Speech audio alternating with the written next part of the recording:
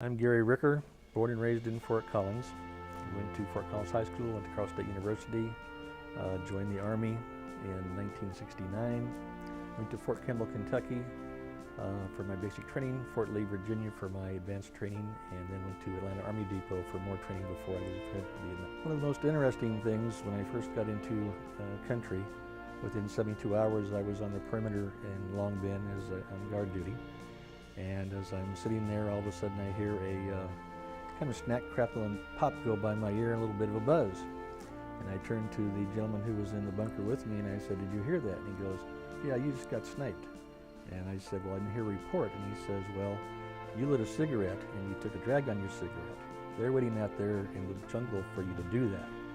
And that was my introduction into Vietnam. So he said, "Thank you for participating in the Vietnam adventure." And that was my introduction into the Vietnam theater. If it was another inch over, I would have not been here. So, yeah. I was involved in a project called Keystone Robin. As the Americans were standing down in 1970 and going home, they would turn their equipment over to our Army depot there in Long Binh. We would refurbish them, bring them up to a caliber where we could utilize them. We'd go out in the field and turn them over to an ARBN unit. Well, during my tours and going to the ARBN units, in many cases we learned that the Viet Cong would know that this was going to happen.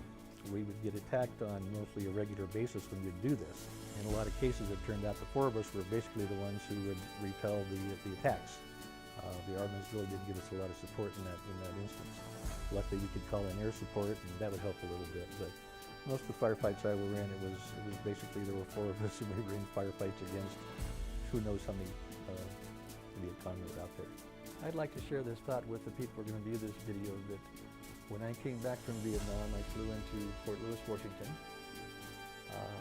When we got our papers to go ahead and go home, there was really no thank you, no welcome home. There were a group of us that went to the SeaTac airport. As we're standing around, within about a 45-minute to an hour period, 3 different occasions, there was either groups of people or people would come over to us, spit on us, call us baby killers, call us murderers, cuss at us. That was my welcome home. That's not what it should be. We put our life on the line.